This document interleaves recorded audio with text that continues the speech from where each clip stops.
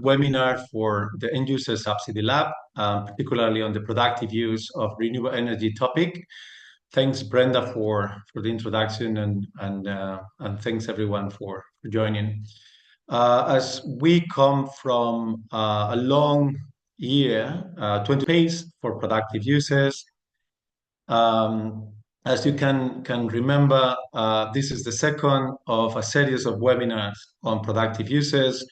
And the one today is called Implementing Productive Use End-User Subsidy Lab, End-User Subsidies for Productive Uses of Energy. We hope you will enjoy and obviously have as many questions to be shared with the rest of us during the webinar. I'm going to be facilitating the webinar and with three very interesting speakers that are accompanying us today, based in Malawi and in Uganda, and with a lot of experience in implementing, designing subsidies for productive uses. But before we kick off the conversation, we want to quickly or briefly present what the End-User Subsidy Lab is, so that you know the platform and you can understand how is this being implemented, or what is this lab. The End-User Subsidy Lab is a platform that seeks to promote the uptake of carefully designed and well-informed demand-side subsidies.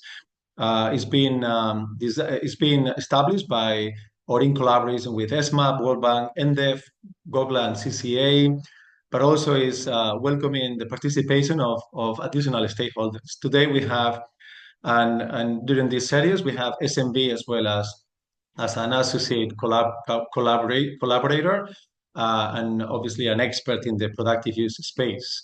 The lab is crowding in knowledge, resources, and expertise from all stakeholders interested in participating.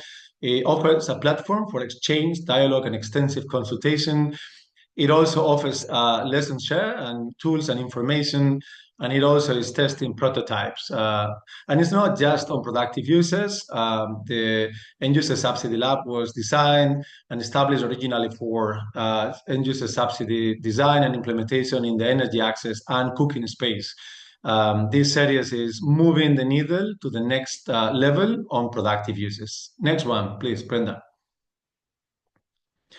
Well, as we deep dive into the productive use space, just to remind you that the platform has produced a framework and a toolkit for the design and implementation of design subsidies for cooking and energy access with off-grid solar, which was launched on June 2024. The toolkit is available in the website and is publicly utilized. It's a public resource that you can utilize. Our intention is to integrate the learnings of the productive use existing programs and subsidies into the the framework and the toolkit over the next couple of years, in order to be also utilized by different partners. This webinar series is dedicated to productive uses.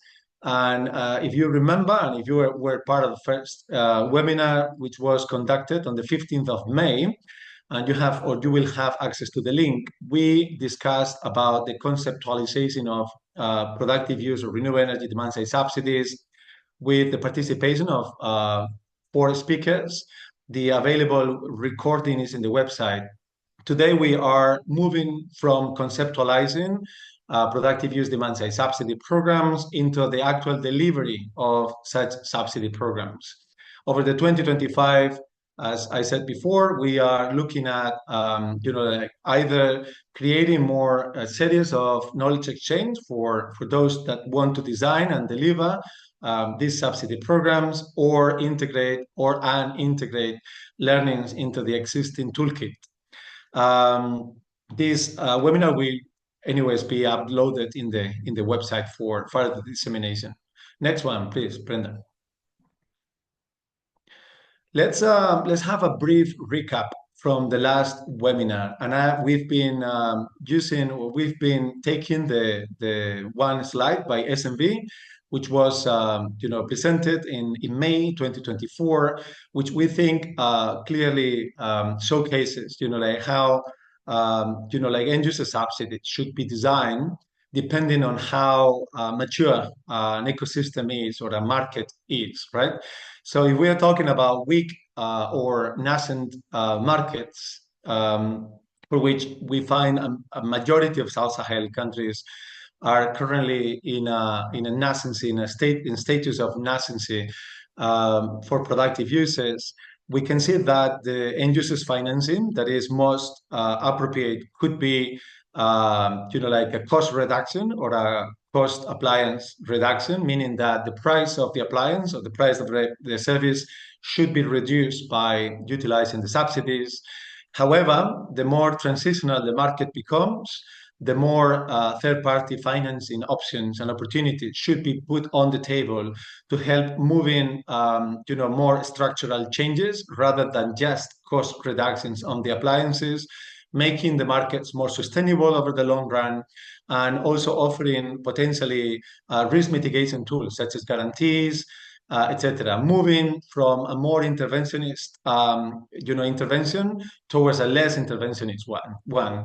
And when the markets are becoming commercially driven, which, to be honest, there are very few, if none, at the moment, the idea is that the choice of DSS mechanisms will be run by rather risk mitigation tools than cost reductions, so that the subsidies will somehow disappear, but the markets will be mature enough to integrate supply and demand at once. There is the link to the paper published by SMV on the bottom side for your perusal. Next one, Brenda. This is also taken from the last webinar, and it's also a second slide on the recap. If some of you remember, in the conceptualizing of demand-side subsidy webinar in May, we discussed also slightly, but we discussed some of the elements that could be utilized or that are needed in order to have long-term sustainable productive use markets, and some of which are on the right, on the centerpiece of the screen. And so we need, obviously, supply technologies, we need business cases, we need sociocultural factors or to be taken into account, but also we need end users financing in blue collar. And so we discussed that as part of and alongside the price reduction subsidies with different elements that are needed in order to move the markets from nascency into more of hybrid or more evolving markets. And today we came in and thought, what else do we need in the or under the enabling environment? An enabling environment requires a bit of a time, and obviously is composed of many different elements. And we are not going to be discussed that today, but we wanted to flag up the relevance of some of the elements, particularly one on the market linkages. And so across a right enabling environment to move markets from nascency towards a more evolving market viability, we have obviously things such as capacity building, policy and regulatory environments, etc. Right? But one that really comes up and is recently being discussed as one of the most relevant elements in the productive use space is what we call market linkages. Next one, Brenda, please. Maybe you can just go to the end of the slide. Yeah. So as an example, and this is just meant to stimulate the thinking in the room and create a bit of, or elaborate a bit of additional thinking for, the subsidy components or programs that have subsidies. This has been chosen as a way to, flag up some of the relevant enabling environment elements that we need to consider when designing and implementing end-user subsidy programs. It's just an example because it can be seen as an opportunity. The limitations that we've found is that smallholder farmers have or need to have a sustainable market where to sell their produce. So, like producing tomatoes, producing, seeds, or even producing, any post-harvesting produce requires to have access to markets, right? On the supply side, of things, market linkages between productive use companies and agricultural companies rarely exist. And so that is a clear limitation as per how do we ensure that farmers that acquire and pay for a device or a service will be able to recover and pay back their investment, right? And so if that is not being made, or if that is not ensured, farmers will therefore have debts or will be unable to pay back for the investment. So the opportunity that we may eventually see, and this is just to stimulate the conversation in the room, is that end-user subsidy programs could potentially promote market linkages by or throughout the eligible companies that are supporting and or innovating partnership building. And so, for instance, solar irrigation companies could be, like somehow under the programs, signing commercial agreements with rural agri-processors, input providers, exporters, off-takers, etc., as to ensure that those products, those productive use services and appliances will be paid back by the farmers and customers. And you can see on the bottom side, Brenda, if you click once more, once again, please, you can see a bit of a relationship between production for post-harvesting, transportation, and final commercial end buyers. That if this is done properly, if we can connect production with post-harvesting, with transportation, with end consumers, off-takers, etc., in a way that they collaborate, that they buy from each other, we can also have a much more interesting, circular economy in the rural and peri-urban areas, which hasn't been happening yet. But we believe that end-user subsidy programs could play a role on this. And as I said before, this is just to stimulate the room and as an idea as part of the enabling environment that allows markets to move from nascency into a more mature level of capacity. And with that, I would love to jump to the next one, Brenda, whereby we've prepared a poll for you all. So maybe Brenda, you can walk us through this question, and then we will then start with the first presenter. Please, Brenda. Thanks, Carlos. So as Carlos mentioned earlier, we'd like to get feedback from all of you here in terms of the topics that you'd like us to focus on for the next year. I'm going to quickly launch the poll, and we'd love for you to participate. I hope you can see the poll on your screen. I can see some of you have already entered your preferred topics.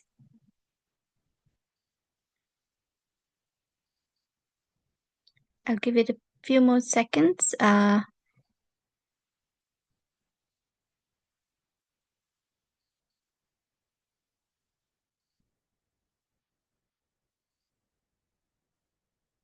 All right. I think the majority, I think the response is that they're expecting both on knowledge sharing and insights, as well as toolkits and mechanisms. With that, I'd like to pause and hand it over to our first speaker, Maya. Over to you.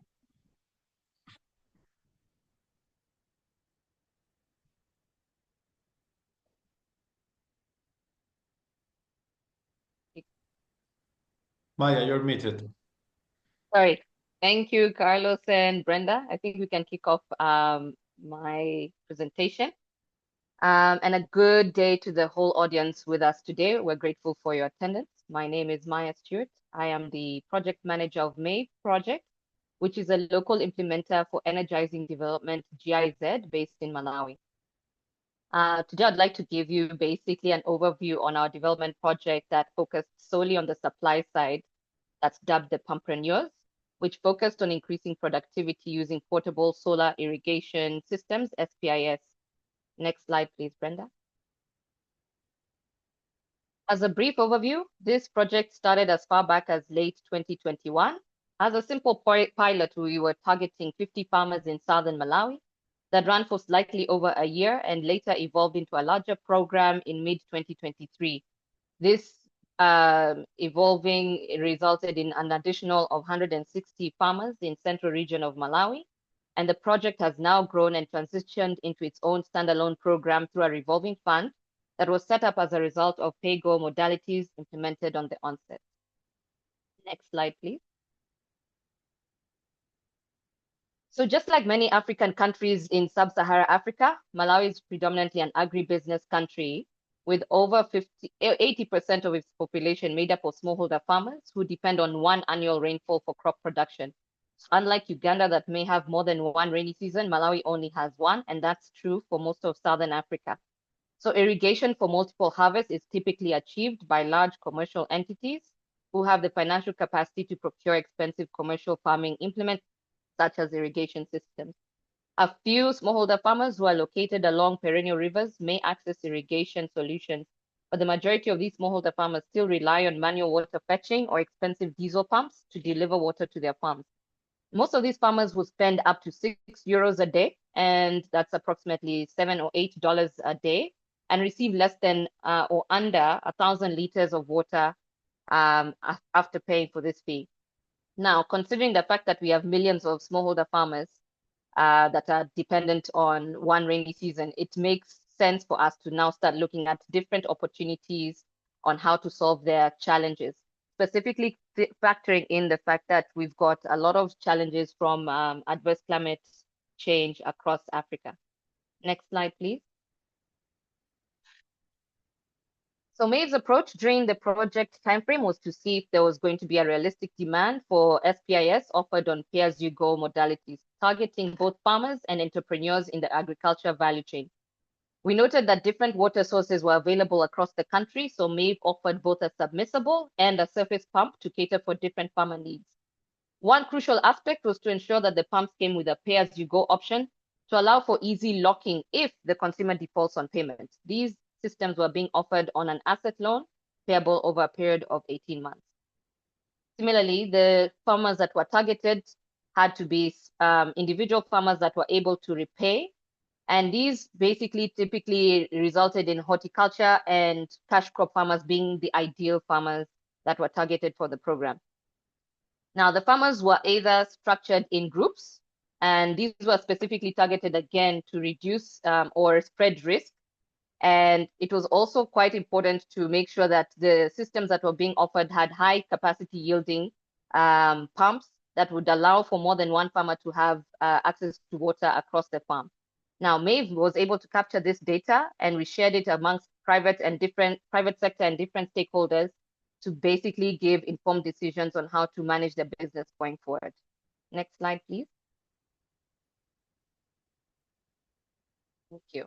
Maeve's solution was addressing the smallholder inefficiencies with a pay-go plug-and-play solar irrigation system promoted to closely selected pumpreneurs is what we call them. We promoted the portable pay-go Laurent pump as well as the future pump, and the preferred irrigation system, which was offered as a service by some pumpreneurs who would travel within their community offering water pumping services at a fee. This was in replacement to a diesel pump. The other alternative was targeting farmer groups who are sharing the pump amongst each other on close proximity farms. And the last one was medium-scale farmers who were basically looking to increase their output, but were not efficient enough using local irrigation systems. So the easy-to-use and portable pumps provided up to 3,500 liters of water in 1 hour, allowing farmers to diversify their farming portfolios and leading to more than one harvest each year. The irrigation pumps also came with a tamper-free pay-as-you-go system that managed the payment installments, which basically gave the farmers an opportunity to pay on a daily, weekly, or monthly basis up until the 18-month period elapsed and they fully owned the system. All payments, again, were also done using mobile money. This project started right in the middle of COVID, so we needed to make sure that it was efficient and at the same time user-friendly for everyone to be able to access. Next slide, please. When we talk about the pay ecosystem, this is a model that has been, in the market for more than a decade, but it's evolved over time, ensuring that different products are offered at an affordable basis.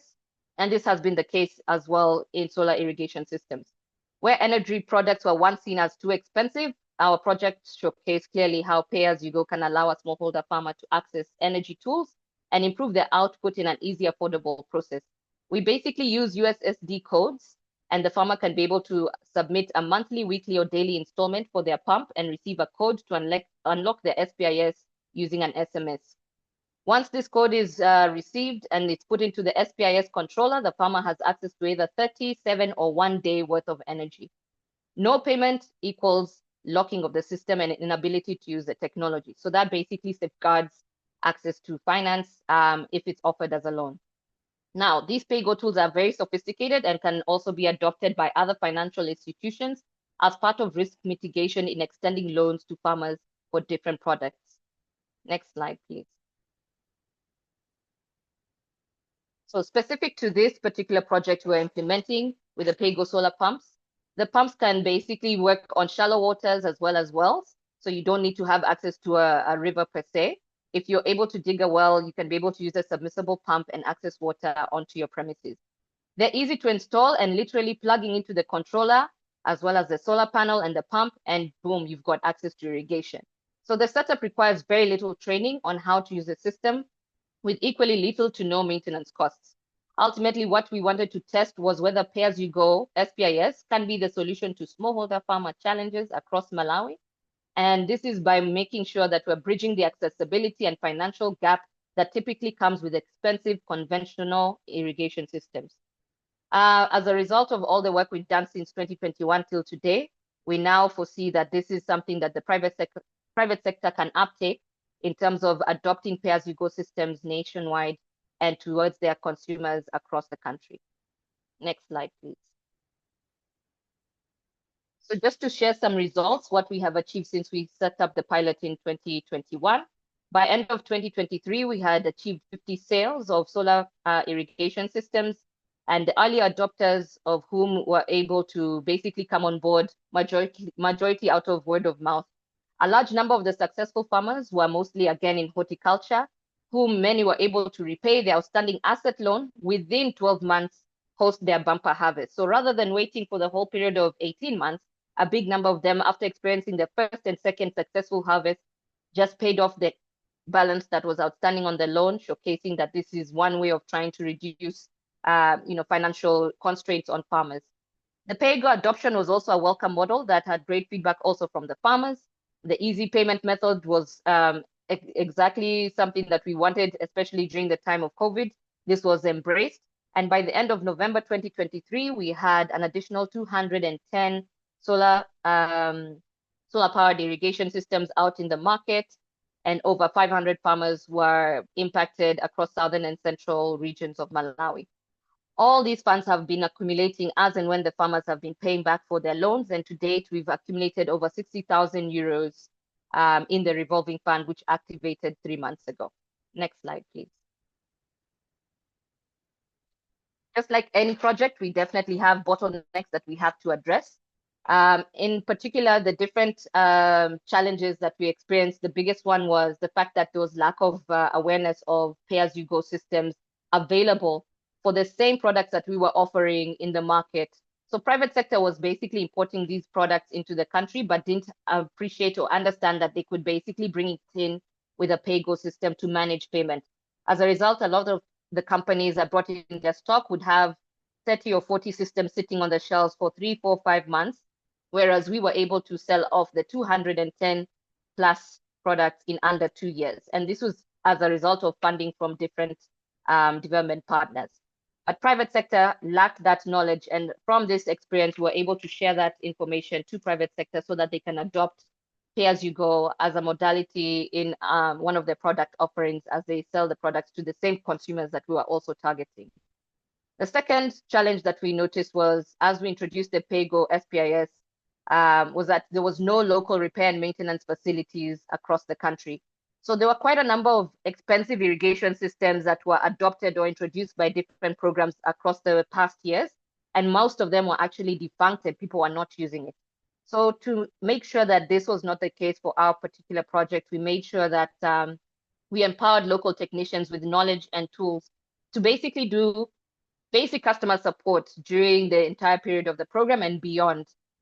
We have to note that these systems are being paid over a period of 18 months. So even though the project phased out, we needed to make sure that the consumer was able to continue paying for their systems and making sure that they don't struggle with malfunctioned, solar irrigation systems, which would also render a negative impact on their productivity. Thirdly, we also noticed that SPIS was something that was once deemed solely for select lucky farmers, is what I want to call them, who are selected for a program. But now with the portable SPIS and the opportunity to have the same SPIS on pay-as-you-go, every farmer has an equal chance to access clean irrigation tools across the country.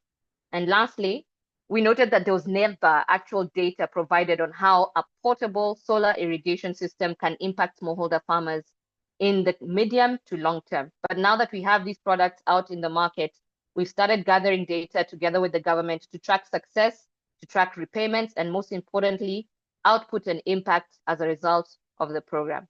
Next slide, please. I think that's actually the end of my presentation. And I'm happy that you've listened to my feedback. I'd like to take more comments or questions on the chat, and I'll respond to them duly. Thank you. Over to you, Carlos. Thank you so much, Maya. Very, very clear. Maybe, Maya, I would bother you if you can write down your email and direct, connect or way of connecting with you on the chat, just in case someone wants to, talk to you after the webinar. Please do so now. Thank you. Just a couple of interesting remarks. The program by the Maeve program was quite interesting, quite an interesting one for us. And the reason why, a big reason why we selected this as part of the learnings of the webinar was the fact that, the revolving fund and the finance included in the program has been utilized as to cover the expenses provided or caused by the pay-as-you-go interest rate, right? Which de facto is a way of implementing a subsidy, but is not pursuing per se the price reduction of the appliance, but easing up the acquirement or the acquisition of the product by the farmers. And it was super interesting that in a market that is still be held as a nascent market for productive uses, farmers are indeed in a good position to pay back for the appliance. Now that obviously showcases willingness to pay, capacity to pay, and a clear market viable commercial opportunity for smallholder farmers. So that is one critical point that I think is important.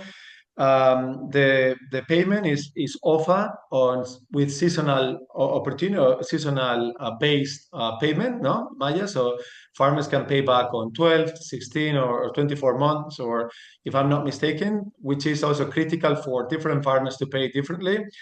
And mobile payment beyond pay-as-you-go is super important as well, right? I think those three learnings represent a key takeaway by the Maeve program. I can see there are a couple of questions already on the chat, and we are not gonna stop now to respond to the questions. However, Maya, feel free to respond to some of the questions on the chat if you think those are straight away. Otherwise, we can go back during the Q&A space. Thank you so much, Maya. And over to you, Brenda. Maybe we can go to the next one, which is Fred. Thanks, Fred, for being with us. Over to you, Brenda, and then to Fred.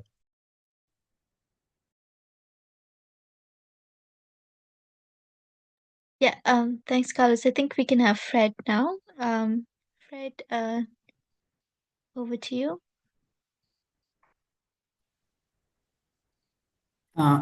Thank you so much, Brenda.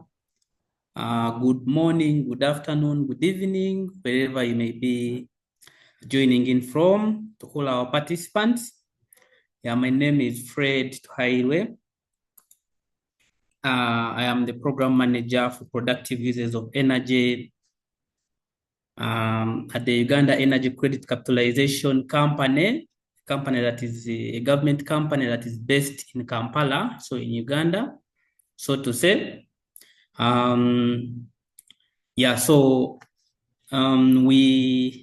We we are implementing a couple of programs here, but of course, the biggest program that we are implementing currently is the electricity access scale-up project, which is quite a large size project that is being implemented in Uganda, and specifically by the Uganda Energy Credit Capitalization Company and the Ministry of Energy and Mineral Development of Uganda. Brenda, I would request you could put some slides, then do.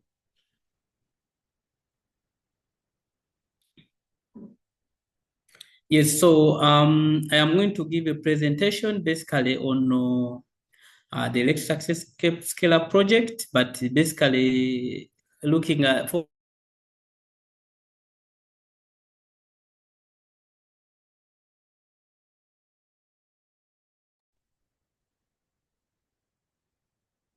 yes. I will follow the following program outlet presentation outline, background to UECCC, the electric access scale-up project, financing programs for PUEs under the project, and the key project components, learning and challenges, impacts and benefits from the project. Next slide, Brenda.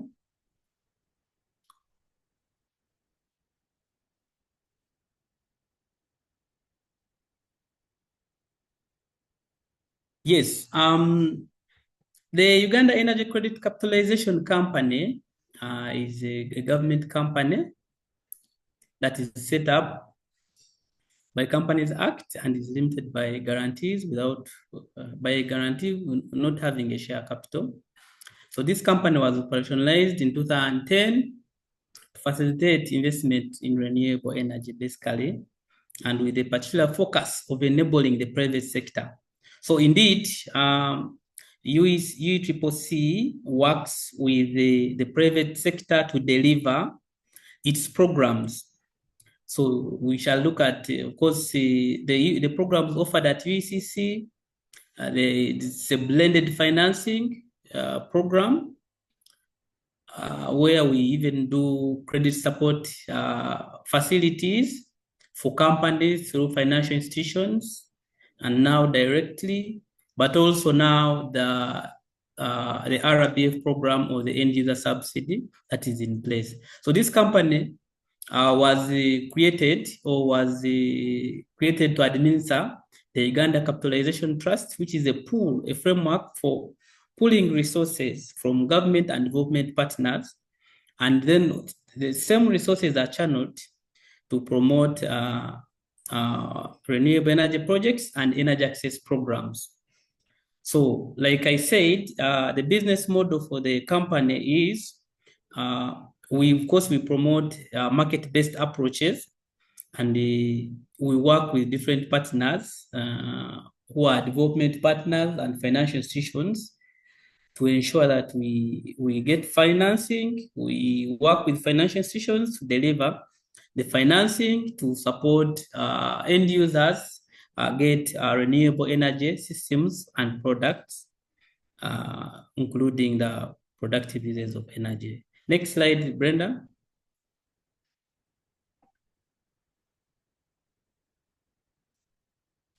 Yeah, so for today's discussion, ideally, the biggest discussion will rotate around the electric access scale-up project or the ESP project. Of course, and I would like to bring it to your attention that, of course, the government of Uganda received financing from the World Bank. That financing is meant to implement the electricity access scale-up project. The main objective for the project is to increase access to electricity for households, refugee and host communities, industrial parks, commercial enterprises, and public institutions. Ideally, the electricity access scale-up project was designed to cover the entire country. And I would also like to bring to the attention of our participants that Uganda is one of the largest refugee hosting, if not second largest refugee hosting country in Africa, or if not almost in the world. So we have over 1.6 million refugees. So now the program also includes a support dedicated to refugee and the host community, refugee settlements and the host community. So like I've already intimated, the program is implemented by two agencies, the Ministry of Energy and Mineral Development, as well as Uganda Energy Credit Capitalization Company. Now, the Ministry of Energy, so the resource envelope for the entire program is $638 million, which includes contribution from the World Bank, contribution from the government of Uganda, as well as private sector contribution. So, and out of the $638 million, UECCC, which I work for, is implementing, has a resource envelope of $110 million, which is meant for financial intermediation in line of the programs that UECCC operates, which include credit support through financial institutions, different instruments, lines of credit, guarantees, and so on. Then also RBF program, reserve-based financing program, and also technical assistance program and grants to public institutions. So those are under UECCC funding. So under the project, Uganda Energy Credit Capitalization partners with another component on public institutions, ministries of water and environment, healthy, ministries of education and sports, the Uganda National Bureau of Standards and the private sector, financial institutions, and the energy service companies. Energy service companies, I do not mean the ESCO model, I mean companies that are selling energy projects. Next slide, Brenda.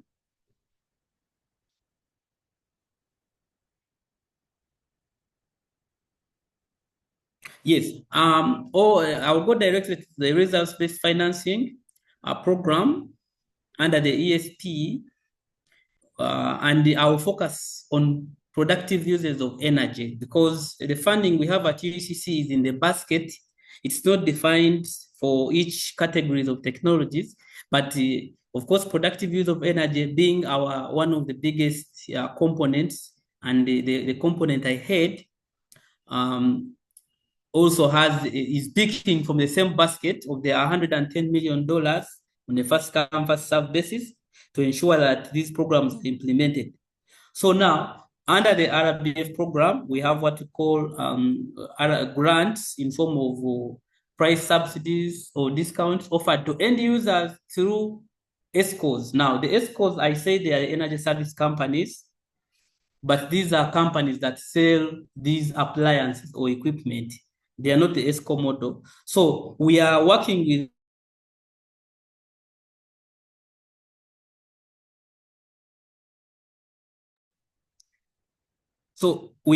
with the energy service companies or the energy companies to deliver the end-user subsidies, to address the affordability constraints.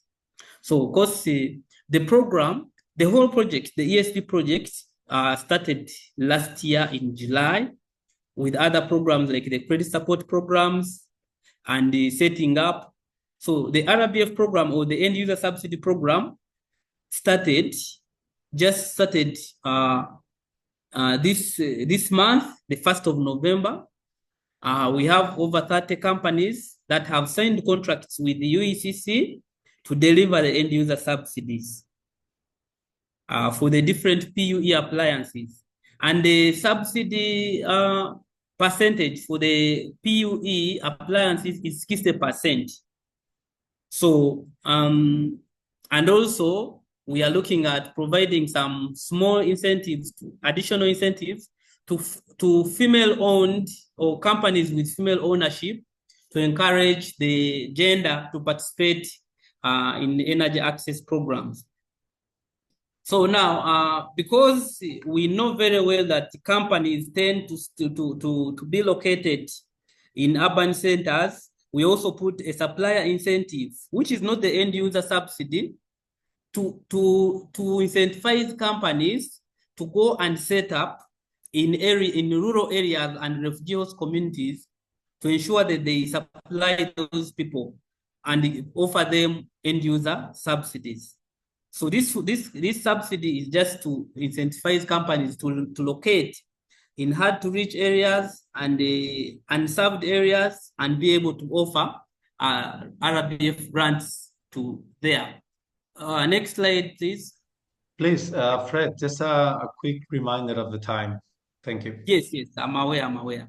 So now for the PUEs considered, we know we look at commercial enterprises and which are limited to micro and small enterprises, sole traders, farmers, households, businesses. So the technologies under here that we have started with as of 1st of November, we have solar water pumping, which includes the components to power the pump, as well as the irrigation component to make sure that which includes also storage pumps and so on. I have indicated the maximum sizes we have started with. This is just for starting up the program as it started in November, 1st of November. We have solar-powered refrigerators, including the component to power the refrigerators. We have solar-powered milling machines. Their capacities are indicated. We have solar water heaters. What I've indicated here, they are the maximum capacities we are taking for now, but subject to change depending on demand from the market. We have grid-powered refrigerators and on-grid powered grain milling machines. Next slide, please.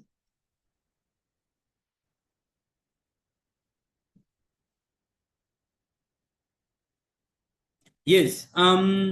Now, as I'm about to wind up, I would like to inform you that since we are going to use to work with the private sector, companies are going to sell.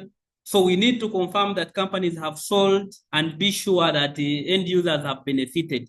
So we have two mechanisms that will be used to verify the payment, to verify that the systems have been installed and payments of claims will be processed for the companies, because companies have to sell and then come and claim processes. We have on board an independent verification agent who will do 100% field and desk verification. We'll do 100% field and desk verification for all the PUE systems that are installed or supplied. So the IVA will submit verified claims to UECCC for payments after companies have sold. Then we also have an MIS system in place that will be used hand in hand or in parallel with the IVA to verify claims.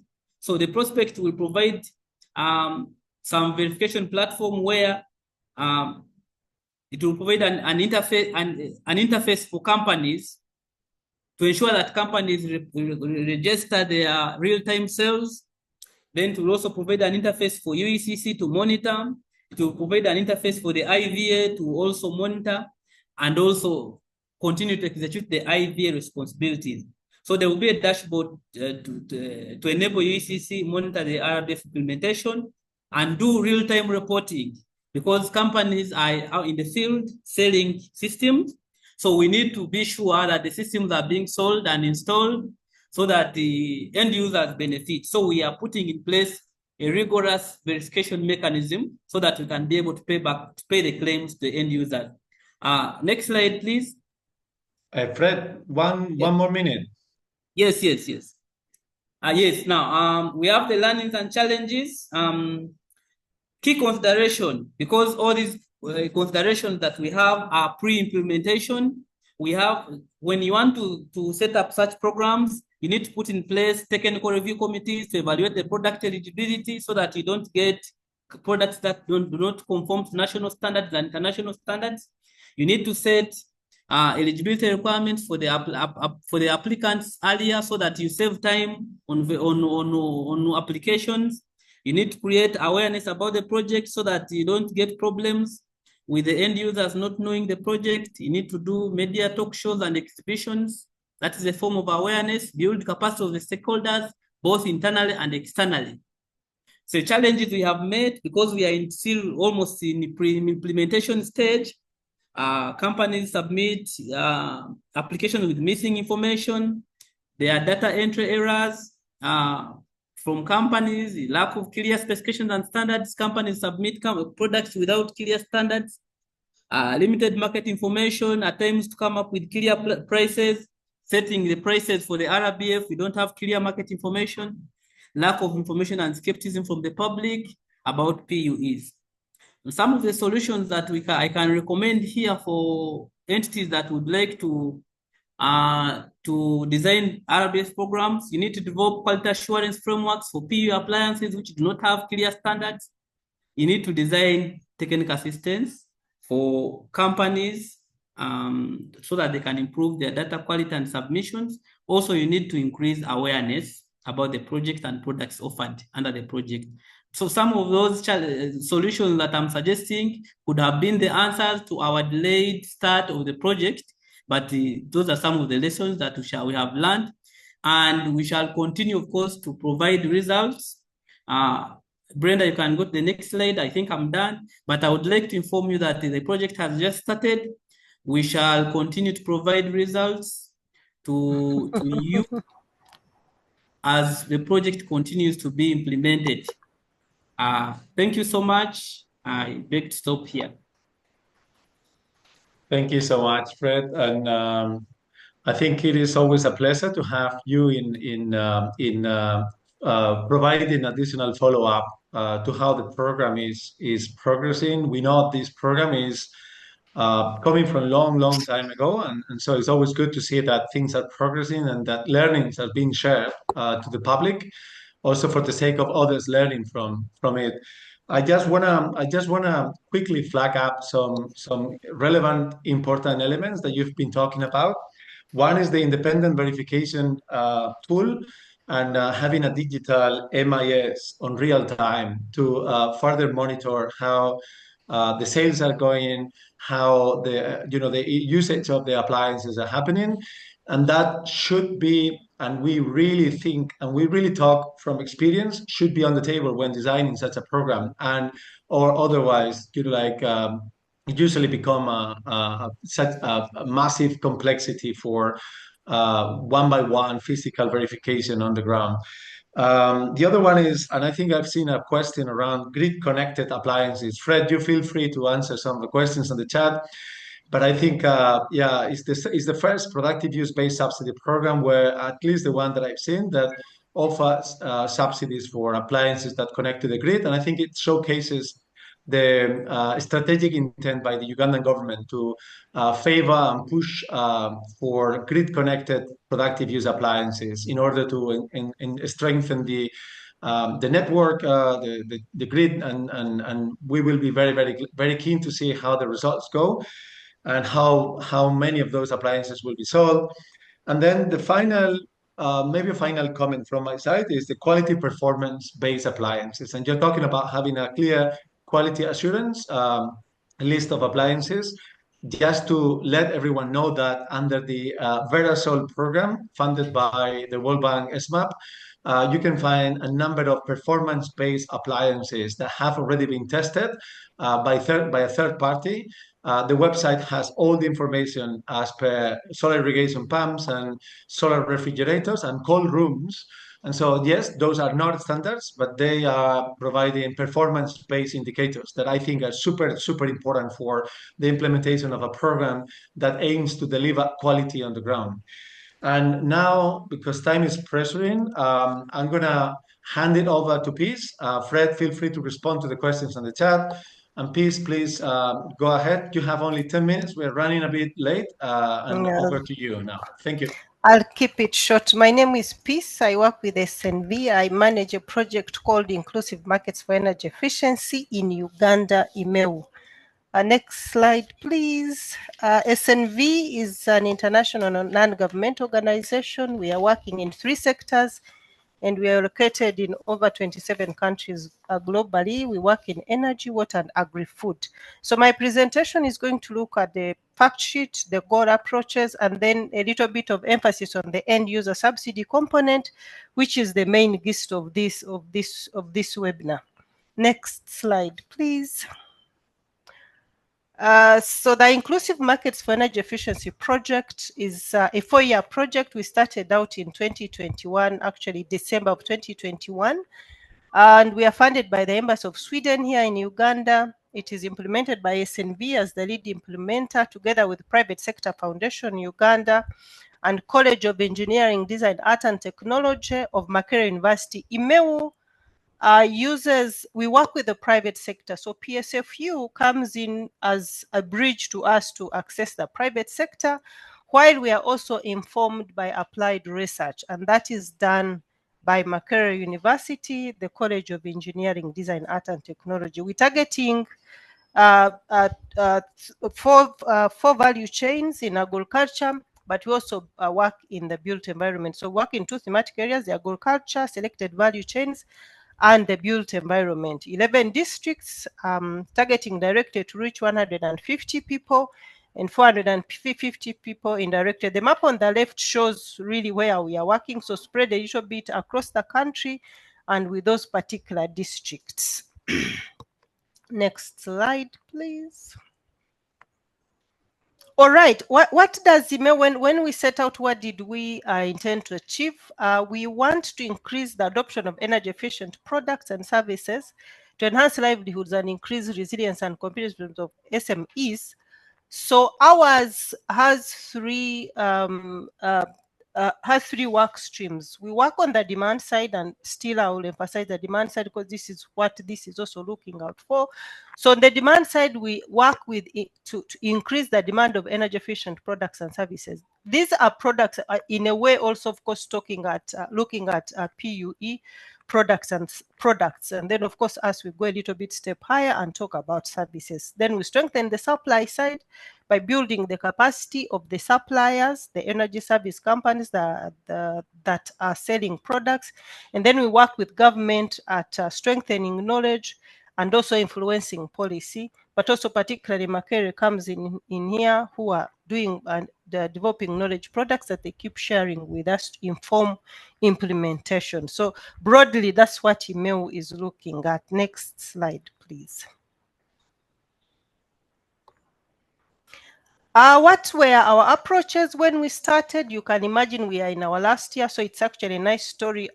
UECCC can learn a lot from us. Those are our 6 approaches. Behavior change communication. Of course, we needed to drive demand for EE solutions, PUE solutions, you can call them. Capacity strengthening of the ESCOs and the energy service companies, financial institutions and businesses that we're working with. Multi-stakeholder platform, of course, to dialogue and talk about and be in the space of energy efficiency, gender inclusion, ensuring we don't leave anybody behind. Applied research, which I have talked about, that is mainly done by Makerere University to inform implementation and e-investments.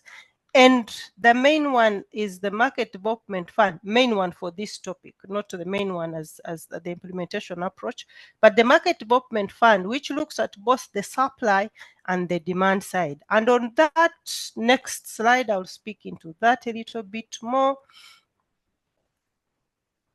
We have, good. The Market Development Fund has 3 mechanisms that we have worked with. We have catalytic grants, and these are milestone-based payment grants. The catalytic grants that we paid out were paid out in a co-contribution. So we contributed 50, and we expected that you bring 50 or more. And still, I'll speak to that in a little bit of detail. But you also had result-based financing, where we availed incentives to companies that were selling energy efficient PUE products to the end users. But ours is the demand. I'm going to speak more on the demand supply, on the demand subsidy, which is the catalytic milestone based subsidies. And then the third one, and which the previous speaker spoke about, is the technical assistance. So for us, this was embedded in, and it's very, very critical that you start with it as you also give out the grants, because the companies that we work with have different needs at different stages of development. So if you assume that everybody understands or everybody can take it in, then you're out for a big shock. They will not take it as you have planned. So we also had the third window as technical assistance, and of course ultimately we wanted to to leverage on the funds that were available on the market. A little bit of a detail into what the catalytic grants did and what they were. Next slide, please. Good. So in total, our project portfolio had 23 partners. 11 at the supply side. These are the companies that were selling or are still selling energy efficient products, PUE products, to end users. And for these, we provide incentives depending on where you have sold. The incentives are clearly labeled and defined, and this we did at the beginning of the project. We also work with 12 companies. These are SMEs that are on the demand side or the consumers of the energy efficient products and services. Now, 5 of the 12, because email works in social institutions, works with businesses, but particularly here, I'm going to highlight a little bit more on the agribusinesses. So 5 out of the 12 are actually agro processors. And if you remember at the beginning, they're working in tea, they're working in maize, sunflower, and soybean. So 5 out of the 12 are agro processors. And on the left, I actually put them there, and I'm going to speak to it a little bit. And all the 5 are indigenous companies. And I thought this was important for us to sort of see and understand how the market in Uganda is evolving. So the 5 companies have a range of, or in terms of size and portfolio. The 2 above, the 2 first ones are tea factories. Those are really big. So we have really very small ones, and we go through medium and we go through big. So these ones, for example, we provided a project value, or the amount of catalytic grant that we provided was 295,000 euros, so equivalent of our UGX, you're talking 800 million or so. And for those, they are reaching to over 9,000 farmers. I mean, additional farmers with this grant, and they were able to create 150 jobs. But this project is still ongoing, so they will create even more. Buhweju Tea Company is also a tea company, and for that we also provided 171,668 euros. But for this, mind you, this is what SNV put. But for the companies, and which I'll come to later, and when I speak about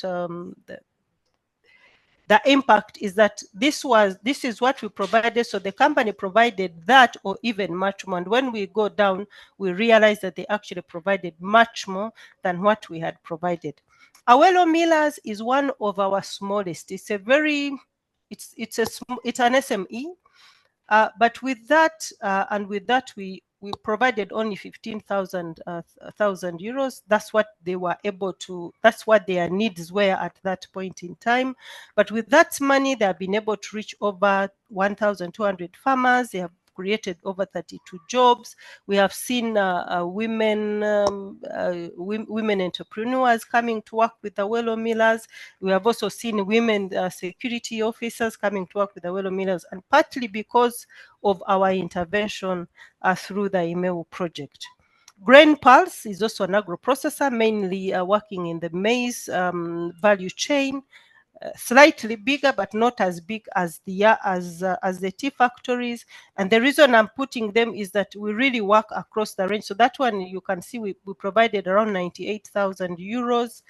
The other ones are 196. And then finally, Sunrise Agro is in between Awelo and the other big ones. But across the board, also, if you look at the other ones, which are not our concern today, we worked with fairly a number of amounts of money that we provided as catalytic grants to these companies. Next slide, please. So what is it that we did? And I also heard it from Fred, that helped us move. When we did our first cycle, we actually attracted very, very few companies. We actually thought we were going to close. And eventually, when we ran our second and third cycle, we are not even able to fund or to work with all the companies that applied. Number one, that was very, very critical, and that is very critical, is creating awareness around PUE products that are available and what they will do and what the users will achieve by using them. So for that, we really did a lot of awareness creation. We did awareness campaigns. We reached out. We did online trainings. We did group trainings to make the companies aware about the importance and the need for them to switch to using energy in a more efficient way, using PUE, and that of course has helped a lot. So the second and third cycle, we had too much that we could not support. Beyond that, we also, when now we sent out to the call, the process was you send out a call, there is an EOI, an expression of interest, then they come in. Beyond the expression of interest, we received them. We had a project evaluation committee to look at, the basic things. Do you qualify? Do you not qualify? Is your proposal fair enough? So those ones moved to the next stage. And with those that then we selected at project evaluation committee, we did a due diligence, and those that qualified then were asked to do a full proposal. But at the full proposal, still we worked with them to ensure that they delivered good quality proposals, because we have an independent evaluation committee that really then would select the final grantees that would be funded. But beyond that, we also had an online tool, SmartMe. So we also had to engage them and train them on how to use the tool to do where the applications were taking place. Once they were brought on board, we did detailed energy audits. And for this really was helping us to, first of all, identify the funding priorities, but also to set a baseline. What are you using now? How are you using it? So that when we do evaluations like we have started now, we know where we picked you from and where you are now. But also that also helped us to determine what we should fund as a project. So the detailed energy audits, which were not cheap, which we paid for, by the way, as part of the support, helped us to achieve that. So with that, then this moved to ISC. ISC selected the best proposals, and those are the ones that now were funded based on the needs that came from the detailed energy audit. As you start program grant implementation, there's quite a lot that comes in that these grantees really require. So the fifth one, and what we are doing now, which is grant management, it is informed and consistently and constantly with TS support. Now the TS support after that is really customized. We ask them, but also we see what their needs are. Data, that's a given. You must train them on that. Developing, for example, awareness creation, you must support them on that. Most of the companies are really companies. They are doing business. They do not care about data. They do not care keeping books. They do not care about all these things. So once you bring them on board, you must work with them to ensure that that is in place, because then when you go to do the verification, when you go to check what the impact is, you will not find it, because then they will not have the data. On the left, I present the different companies and what they got from the funding that came from the email project. Chamhong and Buhweju are T companies. So in here we did captive solar. One of them with a battery backup. One of them doesn't have a battery backup, and that's for the other one. Awelo Millers and Sunrise Agro, those are up north, and they're mainly involved in sunflower processing. Grain Pulse is mainly for maize. And with there, we have done retrofits for the different parts. But our aim was that we are providing PUE technology, but we were looking for mainly PUE technology, but the one that is energy efficient. Next slide, please. Please, Yeah. please, final 1 minute. Oh, good. Subsidy. What are we seeing as a result of this support?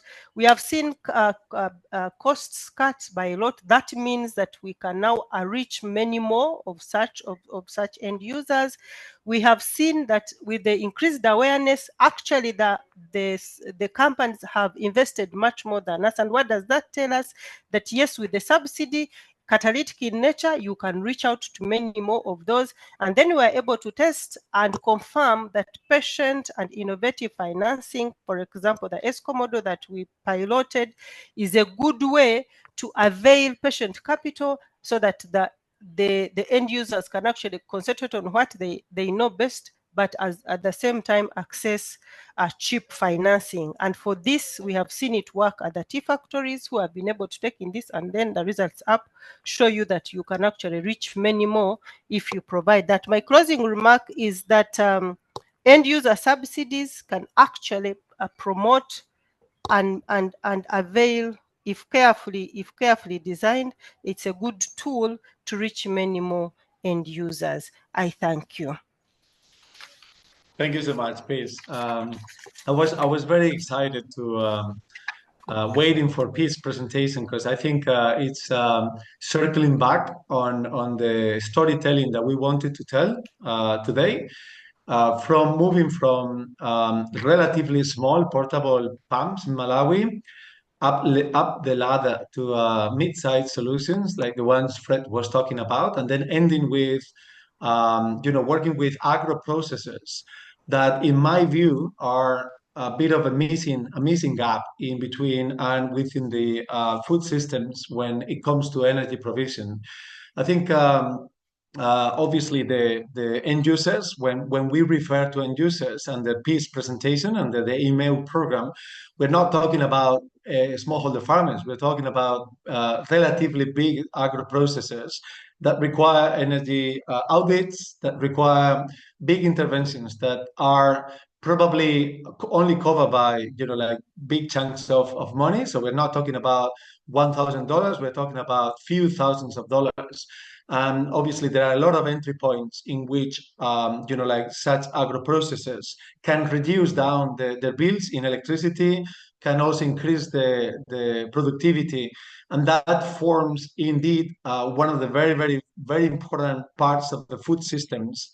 And I would say that within the energy access industry, we are not putting enough attention to these end users that actually are extremely important in what I refer to in the beginning of my presentation to market linkages, as if if we are able to connect farmers that produce in the smallholder farming spaces with agro processors and people who can contribute back to their communities, then we can have virtual, a virtuous circle of, wealth whereby they actually can work together. So it's not something we are making up, but it's something actually that is happening. And thanks to PEACE and thanks to SMB, it proves real, right? There are a lot of agro processors within the value chain that could buy directly from the actual producers, right? And so why not linking them up? Why not connecting? Why not supporting them in reducing down the cost of electrification or energy captive power or battery access, etc. Right? So, and it's a marvelous program and connects back with the small system that Fred and Maya were talking about. Retrofitting is therefore going to be a very important element that we need to take into consideration. This goes as well for companies, members of GOGLA and non-members that are thinking of market niches. How can I work with bigger clients and more viable commercially clients so that I can balance in between the small ones and the better off? And I think this is still a missing gap for many of the suppliers in different markets, and a clear opportunity for markets and companies.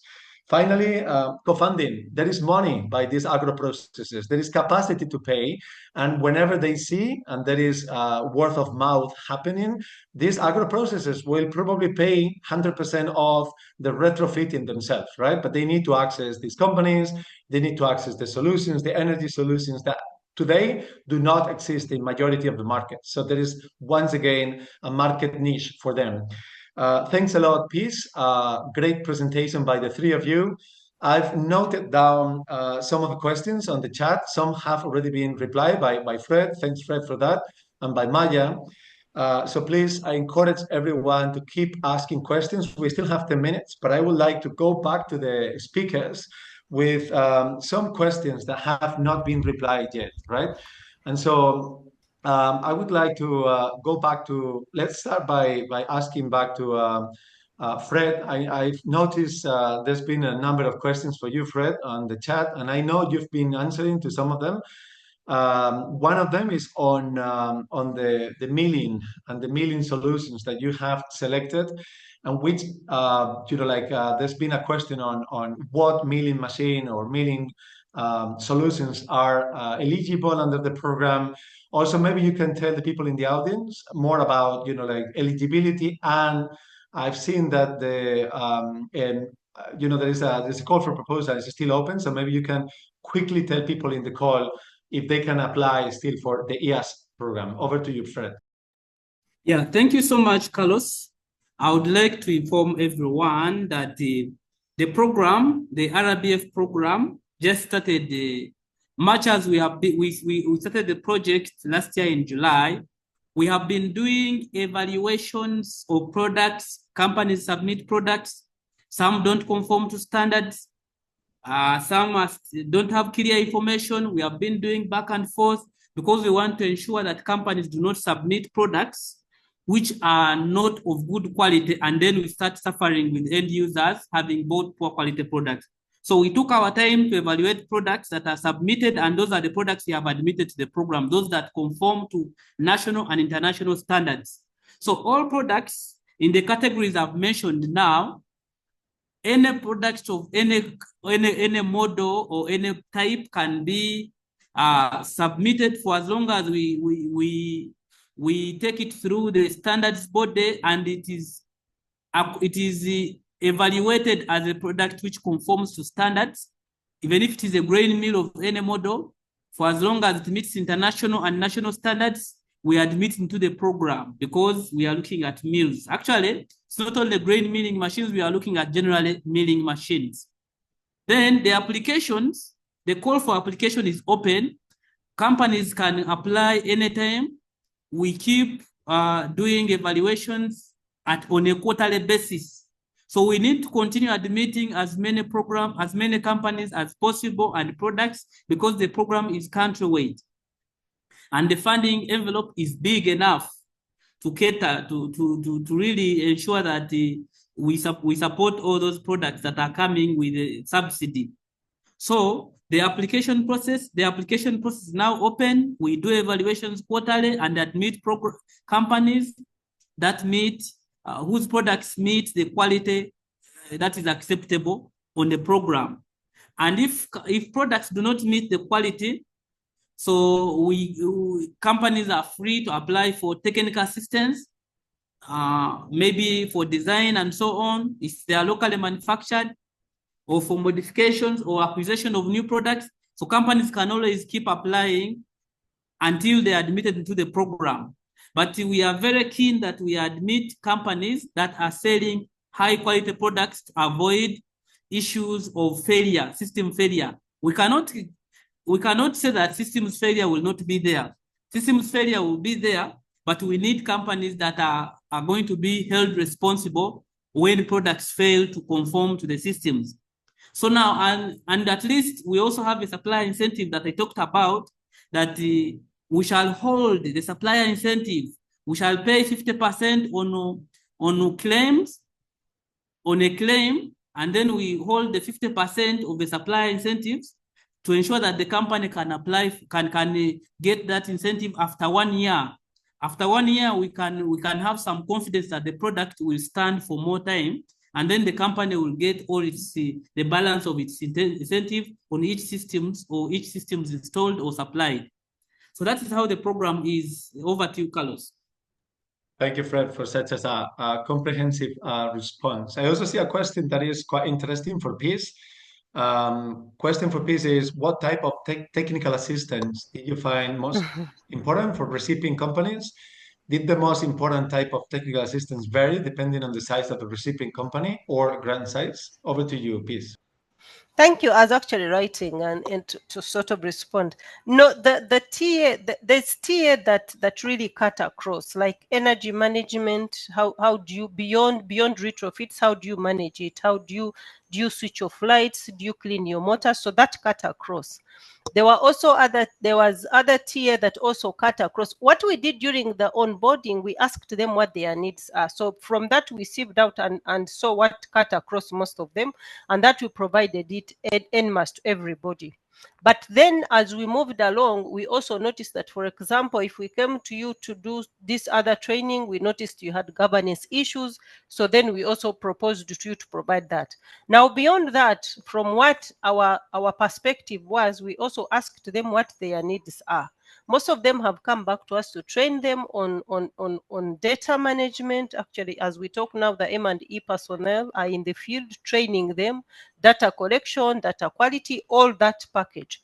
Then Jesse was for a few of them, but what I can say is that TA that related to data management, TA that related to, because it was demand related, really we didn't have a lot of marketing related with that. The marketing was rather on the RBFs, and for the knowledge of everybody, our TA did not depend on the size of the grantee. So even if you were 10 shillings and you asked for capacity assistance, we still provided it.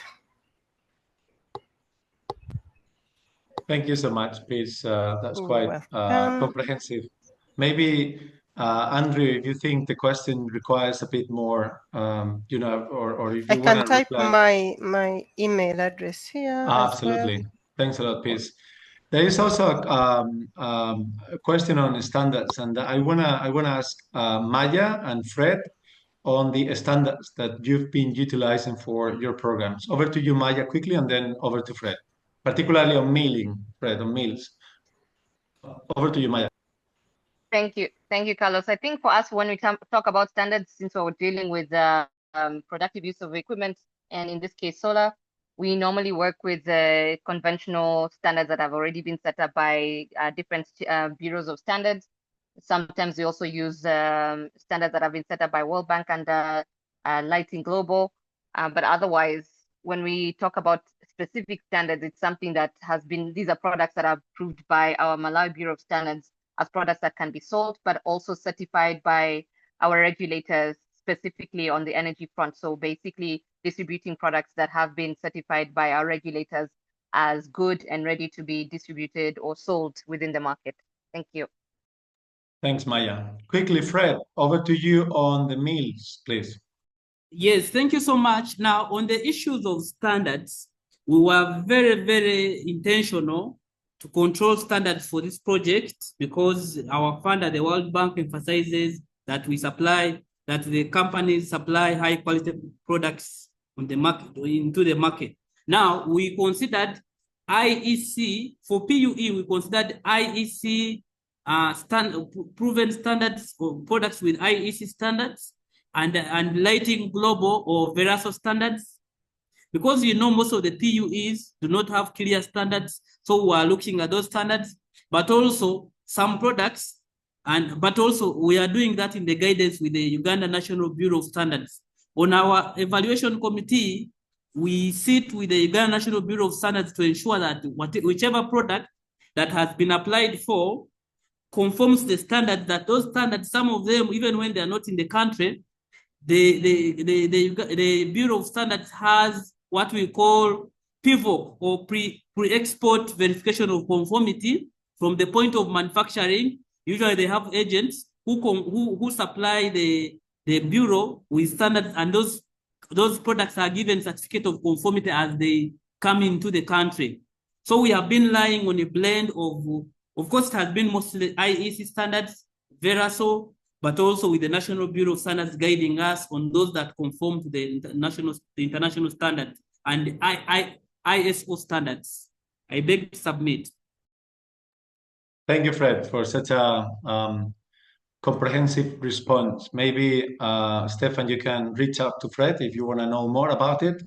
I think we are reaching the end of the webinar. It's been quite an interesting 1.5 hours. Hopefully, you share the same thinking, the same feelings. For me, it's been great to have three such experienced speakers presenting their experience, because this is not anymore about conceptualizing or designing end-user subsidy programs for productive users. It is that these experiences have been generated as a result of years of direct delivery and implementation of such programs on the ground. So we are already starting to gather real experience, real challenges, real learnings from actual programs on the ground that shall, in my opinion, be talking more often along each other and learning from each other. Hopefully, we will have more lessons learned in 2025. We will also work, as suggested and recommended by the audience before, on integrating some of these learnings into the toolkit that the World Bank, SMAP, GOGLA, NDEF, and CCA have produced, in order to keep guiding the sector and the industry to further deliver successfully on the ground. Just a final remark on my side is, we will have on the 26th of November, we will have the next edition of the Digital Global Productive Use Working Group, led by Brenda, my colleague, who's has prepared a very interesting working group this time, with the invitation of different partners who will be talking about the market linkages in the productive use space, including also a bit of the story of agro processes and what or how can we retrofit technologies in an energy efficiency manner, so that we can also provide answers to those